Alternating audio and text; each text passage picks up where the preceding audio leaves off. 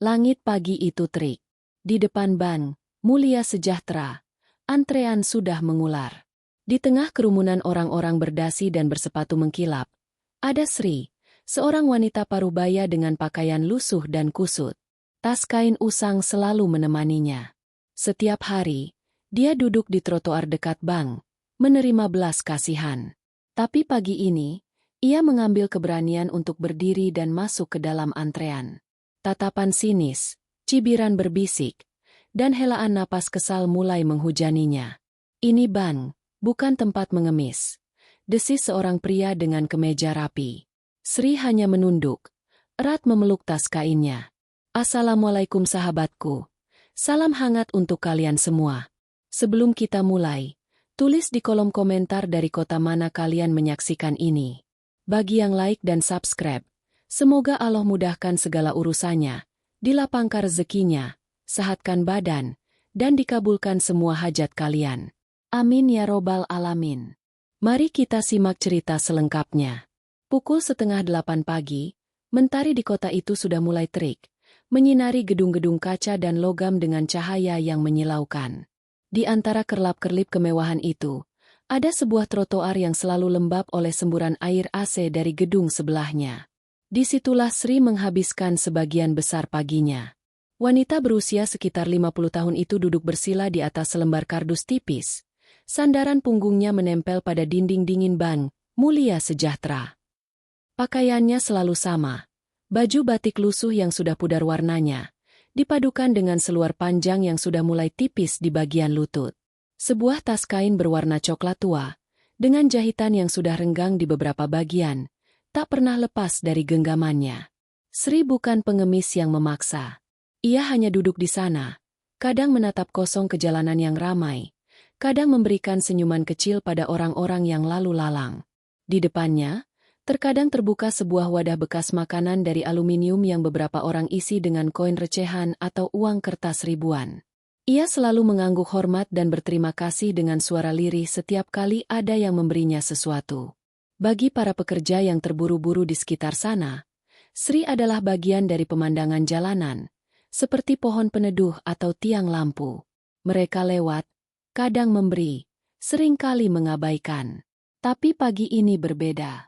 Setelah seorang ibu muda meletakkan sebungkus nasi bungkus di wadahnya, Sri tidak langsung menyantapnya. Ia memperhatikan pintu kaca geser Bank Mulia Sejahtera yang mulai dibuka. Ia melihat para karyawan berseragam rapi masuk dengan langkah cepat. Ia mengamati seorang satpam berdiri gagah di depan pintu. Nafasnya, untuk pertama kalinya dalam lama, terasa berat bukan karena lapar, tetapi karena sebuah tekad yang menggelegak dalam hatinya. Tangannya merogoh ke dalam tas kainnya, memegang erat sebuah buku kecil berwarna biru tua yang sudah usang. Buku tabungan itu terasa seperti bara di tangannya. Dengan usaha yang keras, ia berdiri. Otot-otot kakinya yang kaku mengeluarkan bunyi letihan. Ia membereskan kardus dudukannya dan menyimpannya di balik sebuah pot tanaman. Dengan tas kain digenggam erat di depan dadanya, seperti perisai dari sebuah dunia yang ia takuti, ia berjalan menuju pintu bank. Langkahnya pelan, ragu, namun tetap maju.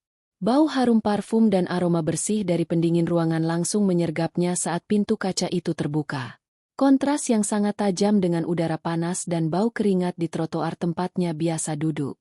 Ruangan bank itu luas, sejuk, dan berkilau. Lantai marmernya memantulkan cahaya lampu neon yang terang. Suara mesin pencetak nomor antrian berdentang nyaring, diikuti oleh suara-suara telepon, ketikan keyboard, dan bisik-bisik pelanggan. Sri merasa sangat kecil. Ia merasa seperti serangga yang tersesat ke dalam kotak perhiasan. Dengan gemetar, ia menekan tombol pada mesin antrian. Sebuah kertas kecil tercetak, nomor A147. Ia melihat papan elektronik di atas. Saat itu, nomor yang dipanggil adalah A129. Jantungnya berdebar kencang. Ia mencari tempat duduk di area antrian biasa. Kursi-kursi empuk berjejer rapi. Saat ia hendak duduk di kursi paling pinggir, seorang wanita muda dengan dandanan necis dan tas tangan bermerek menarik napas pendek dan segera memindahkan tasnya ke pangkuan, sambil melirik pakaian Sri dengan ekspresi sedikit geli. Sri mengerti. Ia memilih untuk berdiri di dekat tiang, jauh dari kerumunan orang duduk. Menit demi menit berlalu, terasa seperti jam. Setiap kali nomor dipanggil, Sri mengecek kertas di tangannya. Setiap kali ada orang baru datang, mata mereka pasti akan tertuju padanya, menatap dari ujung kepala hingga ujung kaki, sebelum kemudian memalingkan muka atau berbisik pada temannya. Desahan napas panjang terdengar saat seseorang harus berdiri di dekatnya. Seorang bapak-bapak berkemeja lengan pendek bahkan dengan jelas berkata pada anaknya, "Nak, kalau mau sukses, harus rajin belajar. Jangan sampai seperti itu, ngerti?" Sambil matanya melirik ke arah Sri. Rasa panas yang bukan berasal dari cuaca membakar pipi Sri. Ia menunduk lebih dalam, memandangi sepatu sandal jepitnya yang sudah tipis solnya, mencoba mengaburkan pandangan terhadap sekelilingnya. Tapi tekad di hatinya menguat. Ia mengingat alasan mengapa ia harus berada di sini hari ini. Bukan untuk dirinya sendiri. Ia memegang kembali buku tabungan biru tua itu di balik tas kain. Buku peninggalan suaminya. "Mas Slamet, tabungan ini untuk hal yang sangat penting, Bu." Begitu pesan suaminya dulu. Dan kebutuhan penting itu sudah ada di depan mata. Biaya operasi untuk anak tetangganya, si kecil Rara, yang menderita kelainan jantung sejak lahir. Keluarga Rara sudah berjuang mati-matian, dan Sri tidak sanggup hanya menonton. 1 juta rupiah dari tabungan ini akan menjadi awal yang baik. Itu yang ia pikirkan untuk mengusir rasa takut dan malu. A147. Counter 3. Suara speaker menggema. Sri kaget, seperti terlepas dari lamunan. Dengan langkah gontai, ia berjalan menuju counter 3. Di balik kaca tebal, duduk seorang teller muda, mungkin baru berusia 20-an awal. Namanya, menurut papan nama di depannya, adalah Rina. Wajahnya cantik, dengan riasan yang sempurna dan kerah baju yang sangat rapi. "Selamat pagi," sapa Sri dengan suara serak, hampir berbisik. Rina tidak membalas salam. Matanya langsung tertuju pada penampilan Sri. Alisnya naik sedikit, hampir tak kasat mata. "Apa yang bisa saya bantu?" tanyanya dengan nada datar, profesional namun tanpa senyum. Sri, dengan tangan masih gemetar, menyodorkan buku tabungan biru tua dan sebuah slip penarikan yang sudah ia isi sebelumnya melalui celah di bawah kaca. "Saya mau mengambil uang, Bu." 1 juta rupiah, ucapnya, berusaha memperjelas suaranya. Rina mengambil buku tabungan itu dengan ujung jarinya, seperti memegang sesuatu yang kotor. Ia melihat sampulnya yang lusuh, tulisan nama yang hampir pudar. Kemudian ia melihat slip penarikan, lalu menatap Sri lagi. Keraguan dan kecurigaan tampak jelas di matanya. Seorang wanita seperti Sri, dengan buku tabungan yang tampak sangat tua, ingin menarik uang? Dalam pikirannya yang terlatih dengan prosedur keamanan, muncul berbagai skenario buruk, buku tabungan curian, hasil tipu muslihat, atau pemalsuan. "Buku tabungan ini milik siapa?" tanya Rina tiba-tiba. Suaranya lebih keras dari sebelumnya. "Milik saya, Bu." "Atas nama Sri Mulyani," jawab Sri. Jari-jarinya mulai dingin. "Kartu identitas." Sri dengan cepat mengeluarkan KTP yang sudah usang dari tas kainnya. KTP itu lecek dan sudutnya sudah terlipat. Rina membandingkan foto di KTP dengan wajah Sri. Keraguannya tidak berkurang. Foto KTP itu sudah sangat lama, dan kehidupan yang keras telah mengubah wajah Sri jauh lebih tua dari usianya. Rina kemudian melakukan sesuatu yang membuat darah Sri seolah membeku. Ia tidak langsung memproses transaksi. Ia menekan tombol interkom di sampingnya dan berkata dengan suara yang sengaja dikeraskan. Mungkin karena gugup, mungkin karena ingin terdengar waspada. "Pak Satpam, bisa tolong ke counter 3? Untuk verifikasi tambahan." 2 orang satpam yang berdiri di dekat pintu segera menghampiri. Langkah mereka berat dan wajah mereka serius. Keberadaan mereka yang besar di samping Sri yang kecil membuat kontras yang mencolok. Semua mata di ruang tunggu bank itu tertuju ke counter 3. Bisik-bisik yang tadi hanya samar, kini menjadi jelas. "Wah, pasti ada masalah nih. Dasar pengemis, mau narik uang, tapi pakai buku tabungan siapa ya? Awas, Jangan-jangan mau nyuri identitas. Setiap kata seperti pecahan kaca yang menusuk telinga Sri. Wajahnya membara, tapi tubuhnya terasa dingin. Air mata sudah menggenang di pelupuk matanya. Tetapi ia tahan, ia berusaha kuat. Ini untuk Rara, pikirnya. Ini untuk Rara. Saya punya KTP asli. Buku tabungan asli. Ini uang saya. Protes Sri. Suaranya bergetar.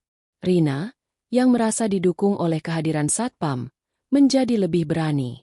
Kami hanya melakukan prosedur standar, Bu. Untuk keamanan bersama. Buku tabungan ini, kondisinya sangat tidak biasa. Kami perlu memastikan. Salah satu Satpam, dengan sikap yang berusaha tegas namun masih menjaga sopan santun, berkata, Ibu, bagaimana kalau Ibu tunggu dulu di kursi sana? Biar kami klarifikasi dulu dengan pihak internal. Kalimat itu terdengar halus, namun maknanya jelas. Mereka mencurigainya. Mereka meminta, hampir menyuruh, dia untuk menjauh dari kaunter. Sri berdiri terpaku. Rasa malu, marah, sedih, dan tak berdaya bertempur di dalam hatinya. Ia melihat sekeliling. Raut wajah Rina yang penuh prasangka, wajah Satpam yang tidak yakin, dan puluhan pasang mata nasabah lain yang menatapnya dengan campuran rasa ingin tahu, hiburan, dan penghakiman. Disinilah, di kaunter 3 bank yang megah itu, di depan semua orang, martabatnya sebagai manusia diinjak-injak hanya karena penampilan luarnya. Dan semua ini terjadi hanya karena ia ingin melakukan hal yang benar, menolong seorang anak kecil. Napasnya tercekat. Air mata yang ia tahan akhirnya jatuh, membasahi satu garis tipis di pipinya yang berdebu. Tapi di balik air mata itu, sesuatu yang lain mulai menyala. Sebuah tekad baru, yang jauh lebih besar dan lebih dalam dari sekadar mengambil 1 juta rupiah, mulai bangkit dari reruntuhan harga dirinya yang remuk pada pagi itu. Ia tidak pergi. Ia mengusap air matanya dengan punggung tangan, lalu menatap langsung ke arah Rina. Sorot matanya berubah. Air mata yang mengalir di pipi Sri tadi bukan tanda kekalahan. Justru, butiran air itu seperti membersihkan kabut keraguan dan rasa takut yang menyelimuti matanya. Setelah usapan punggung tangan yang sederhana, sorot mata Sri berubah total. Kesan lemah, tak berdaya, dan malu itu seolah menguap. Yang tersisa adalah sebuah ketenangan aneh, sebuah kepasrahan yang justru berisi kekuatan. Ia tidak lagi menunduk.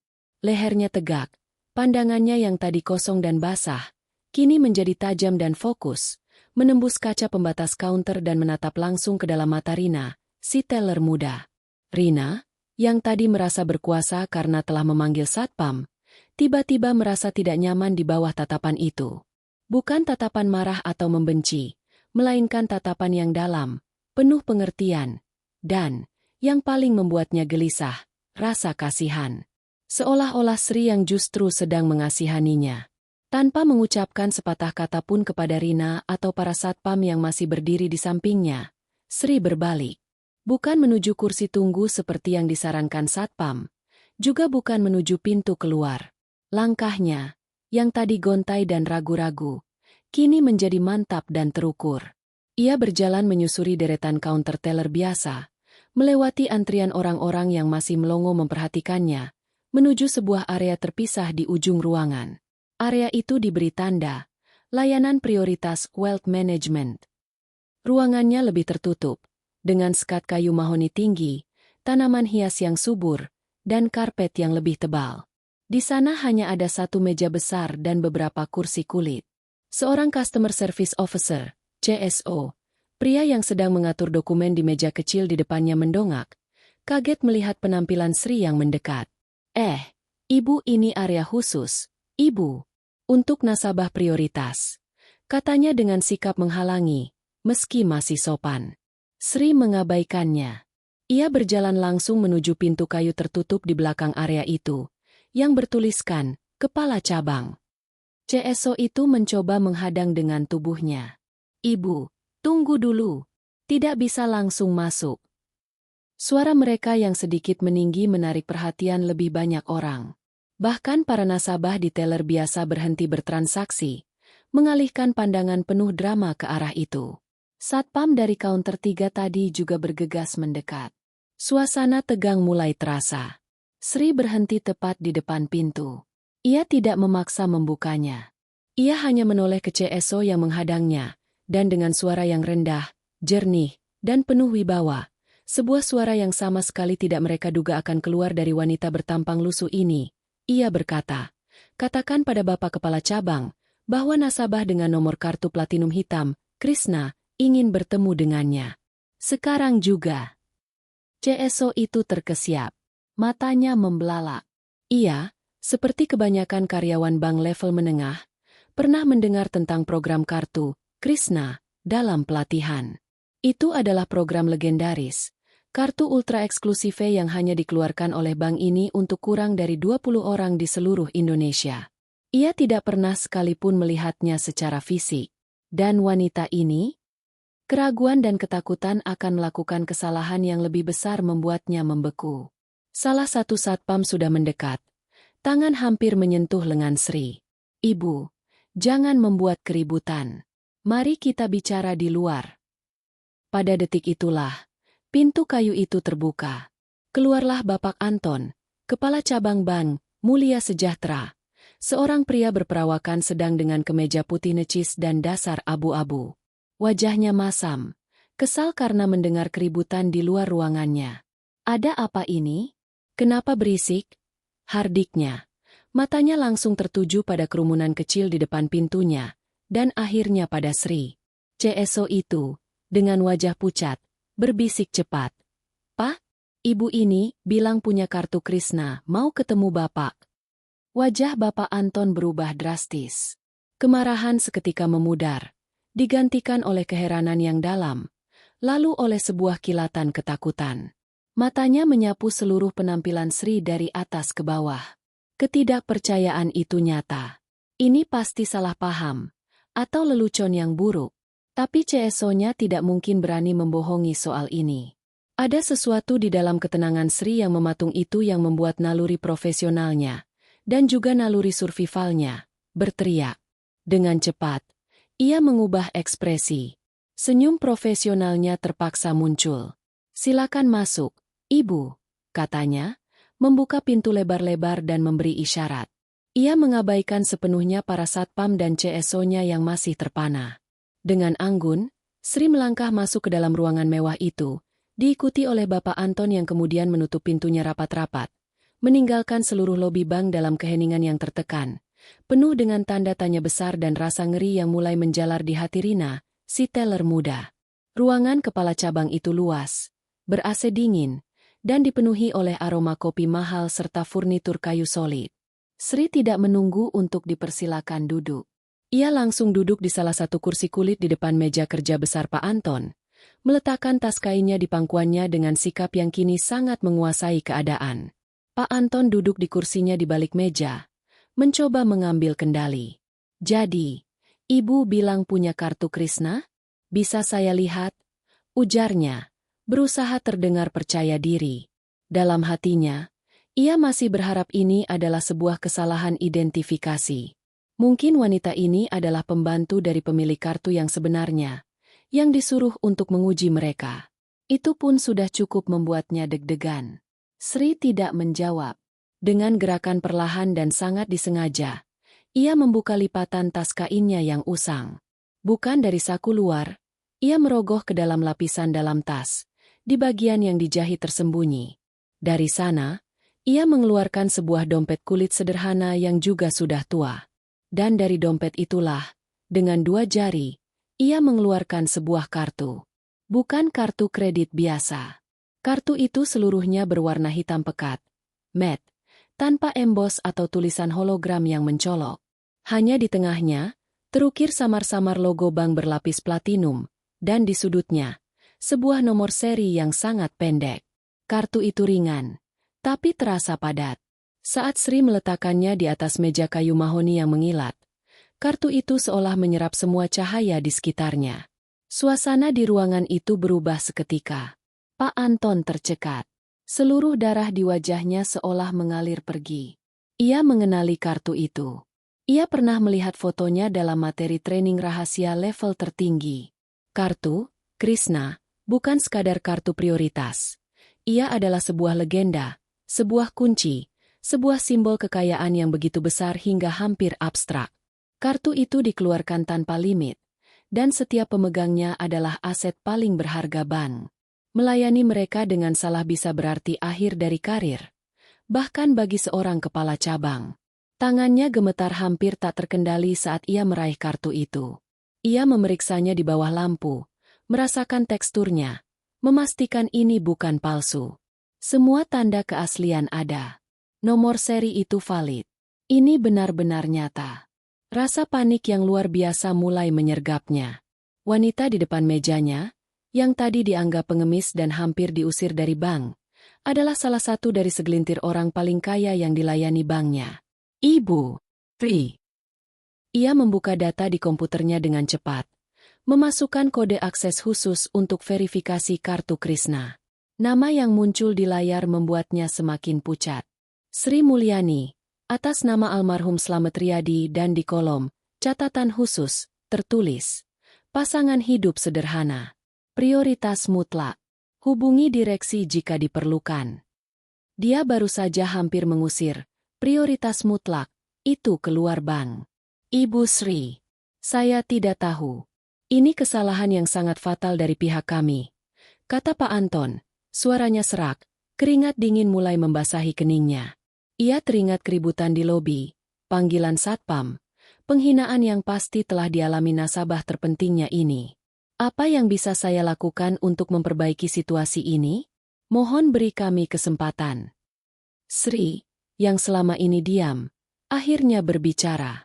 Suaranya tenang, datar, namun setiap kata punya bobot seperti palu godam. Tadi, di counter 3, saya hanya ingin mengambil uang 1 juta rupiah dari tabungan saya. Sebuah transaksi yang sangat sederhana.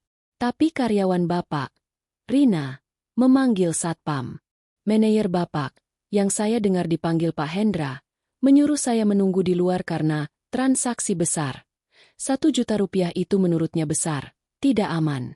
Mereka, dan semua orang di lobi, menghina saya. Mereka menganggap saya tidak punya hak untuk berada di sini. Setiap kalimat membuat Pak Anton semakin menciut di kursinya. Ini sangat memalukan. Saya akan bereskan ini. Rina dan Pak Hendra akan saya beri sanksi tegas. Kami akan berikan kompensasi. Sri mengangkat tangannya, memotong. Saya tidak butuh kompensasi uang dari Bapak. Uang, bagi saya, bukan masalah. Lalu, ia mengucapkan kalimat yang membuat jantung Pak Anton berhenti berdetak untuk sesaat. Saya ingin menarik semua dana saya dari bank ini. Setiap rupiahnya. Dalam bentuk tunai. Saya ingin itu dilakukan sekarang. Tunai? Semuanya. Pak Anton terkekeh kecil, tertahan, seperti berharap ini adalah lelucon. Ibu Sri, jumlahnya pasti sangat besar. Dan prosedur penarikan tunai dalam jumlah sangat besar memerlukan pemberitahuan sebelumnya. Selain itu, kami tidak mungkin menyimpan uang tunai sebanyak itu di cabang ini. Berapa limit penarikan tunai harian untuk kartu ini? Tanya Sri, tanpa ekspresi. Secara teori tidak ada limit, Ibu. Tapi secara fisik, kalau tidak ada limit, maka proseslah.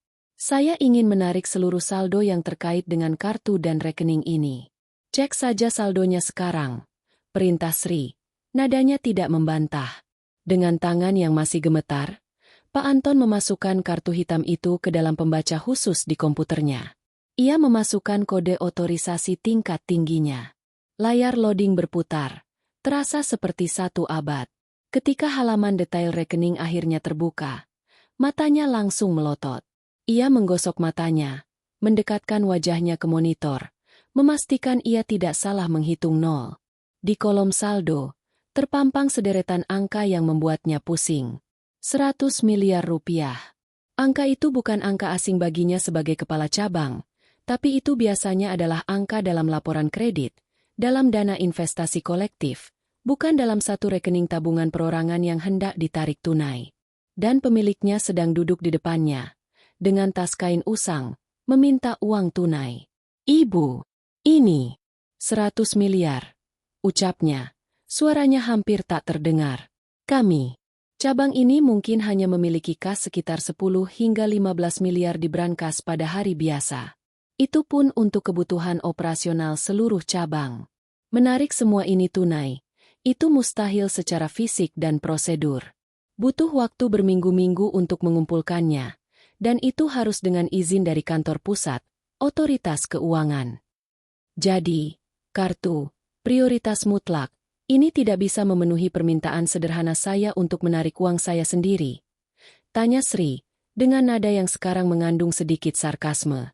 Tapi sangat mudah bagi karyawan Bapak untuk memanggil satpam dan menghalangi saya menarik 1 juta rupiah tadi. Pukulan itu tepat sasaran. Pak Anton terpojok.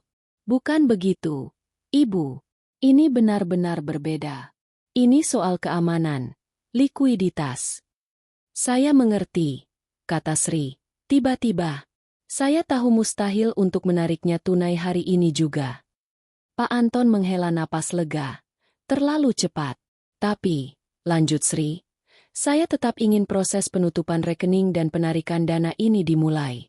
Saya ingin surat pernyataan dari Bapak, sebagai kepala cabang, bahwa saya, Sri Mulyani, telah menyampaikan keinginan untuk menarik seluruh dana sebesar 100 miliar rupiah dari bank ini, dan bahwa bank tidak dapat memenuhinya secara tunai saat ini karena ketidakcukupan persediaan. Saya ingin salinan surat itu sekarang, dengan cap resmi bank." Wajah Pak Anton kembali pucat. Surat seperti itu adalah bom waktu. Jika sampai ke tangan yang salah, atau ke kantor pusat, itu adalah bukti kegagalan cabangnya dalam melayani nasabah prioritas tertinggi dan, yang lebih buruk, bisa memicu audit yang mengungkap segala hal. Ia bisa kehilangan segalanya. "Ibu, tolong. Mari kita cari solusi lain. Apa yang sebenarnya Ibu inginkan?" Rengeknya. Segala gengsi sebagai kepala cabang telah runtuh. Ia sekarang hanyalah seorang pria yang ketakutan akan kehilangan karir yang dibangun puluhan tahun. Sri menatapnya lama. Di balik ketenangannya, ada kepedihan yang dalam. "Saya ingin Bapak dan semua orang di bank ini mengerti sesuatu. Tapi pertama-tama, saya ingin Rina dan Pak Hendra masuk ke sini. Dan saya ingin Bapak Anton memanggil mereka, di hadapan saya, dengan nada yang sama seperti ketika mereka membuat saya merasa seperti sampah di depan semua orang tadi." Perintah itu jelas. Ini bukan lagi tentang uang. Ini tentang keadilan. Tentang pelajaran. Dan Pak Anton tahu, ia tidak punya pilihan lain. Dengan berat hati, ia meraih telepon di mejanya. Suaranya, ketika menyuruh Rina dan Pak Hendra masuk ke ruangannya, sekarang juga, terdengar tegang dan penuh malapetaka, menggema dalam kesunyian ruangan yang mewah itu, menandai awal dari sebuah pertanggungjawaban yang pahit. Telepon dari Pak Anton yang memanggil Rina dan Pak Hendra ke ruang kepala cabang terdengar seperti lonceng kematian bagi mereka.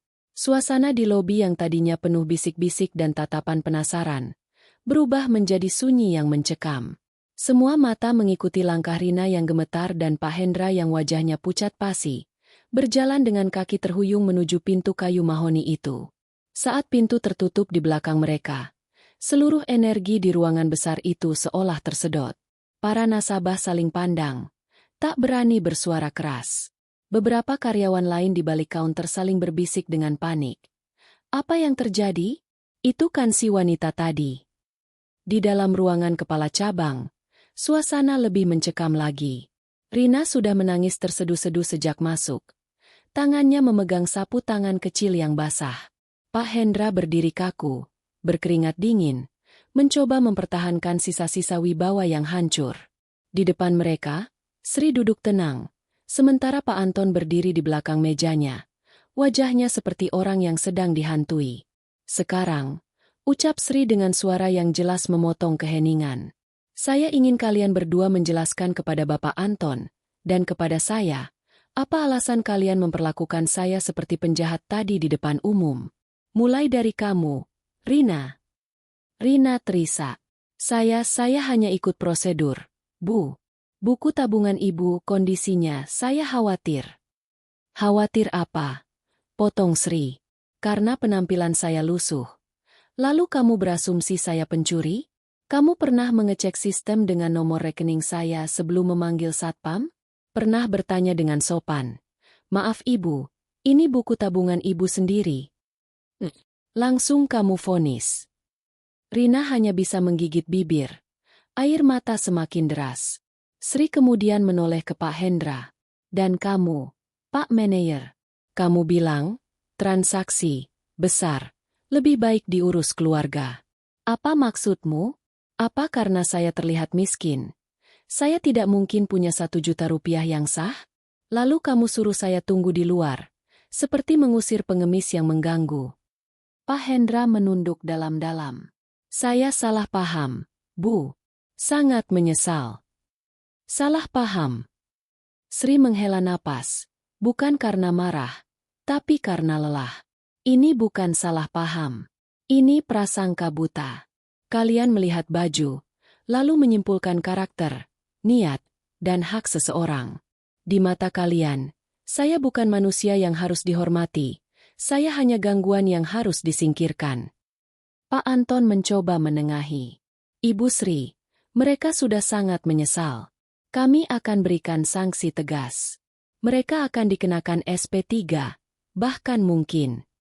Saya tidak butuh mereka dipecat, Pak Anton, kata Sri, membuat ketiga orang di ruangan itu terkejut. Saya butuh mereka mengerti. Dan tidak hanya mereka berdua. Saya ingin semua karyawan di cabang ini, dan semua nasabah yang tadi ada di lobi, belajar dari ini.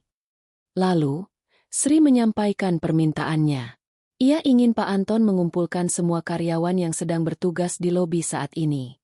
Ia juga ingin pesan disampaikan kepada para nasabah yang masih menunggu, bahwa ada pengumuman penting. Pak Anton, meski bingung, tidak berani menolak. Dengan berat hati, ia memerintahkan hal itu. Beberapa menit kemudian, pemandangan yang tidak biasa terlihat di Bank Mulia Sejahtera. Seluruh teller, customer service, satpam, dan staf administrasi yang sedang ada di lantai dasar berkumpul di satu sisi lobi, berdiri rapi namun dengan wajah-wajah penuh kecemasan. Di sisi lain, para nasabah yang penasaran berdiri atau masih duduk di kursi tunggu, memandang ke arah Sri yang kini berdiri di tengah-tengah ruangan, diapit oleh Pak Anton, Rina, dan Pak Hendra. Suasana tegang dan hening, hanya terdengar suara AC dan desau napas yang tertahan. Sri memandang sekeliling.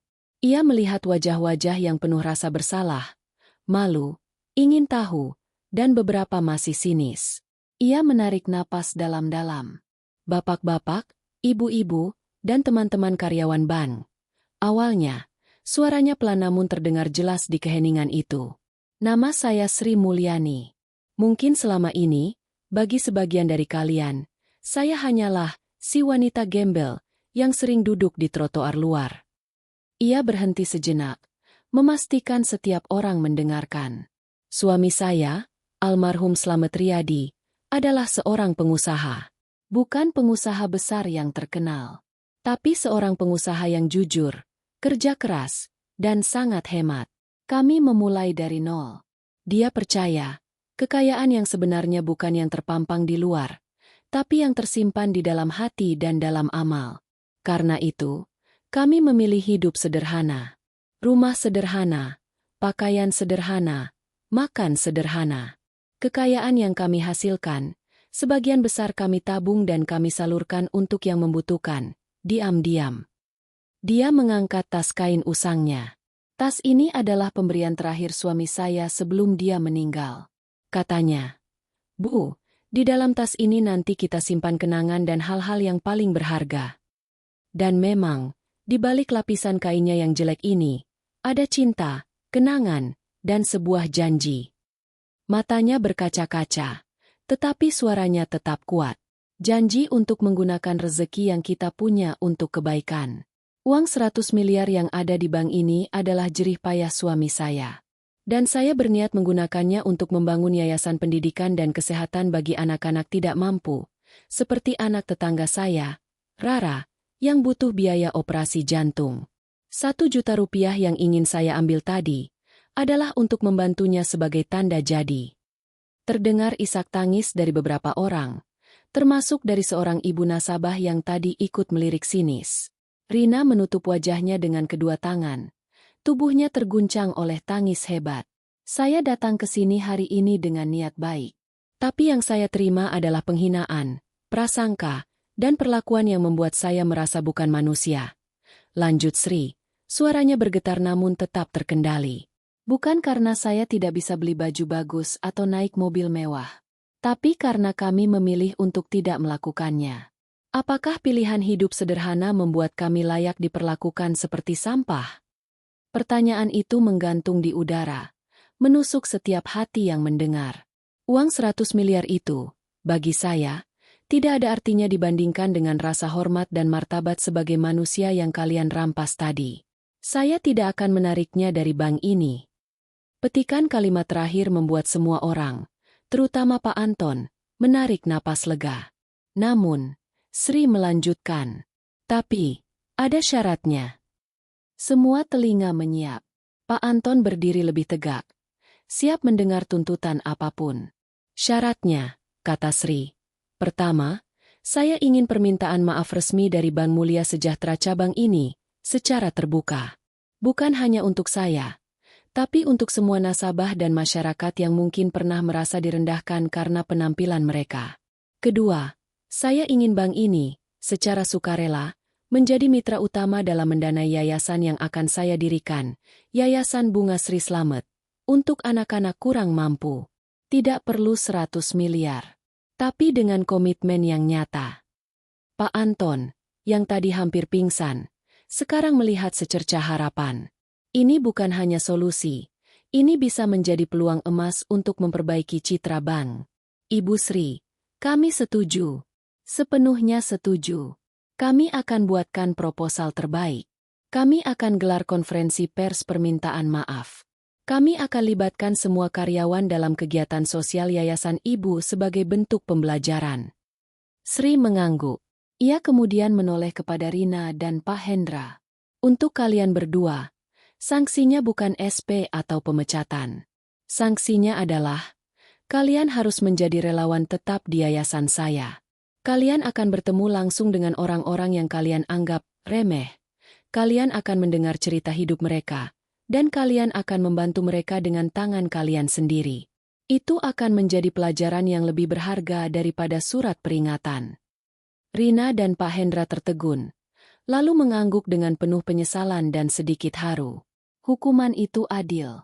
Itu adalah jalan untuk menebus kesalahan, bukan hanya dihukum. Dan untuk Bapak Ibu sekalian, Sri menatap para nasabah.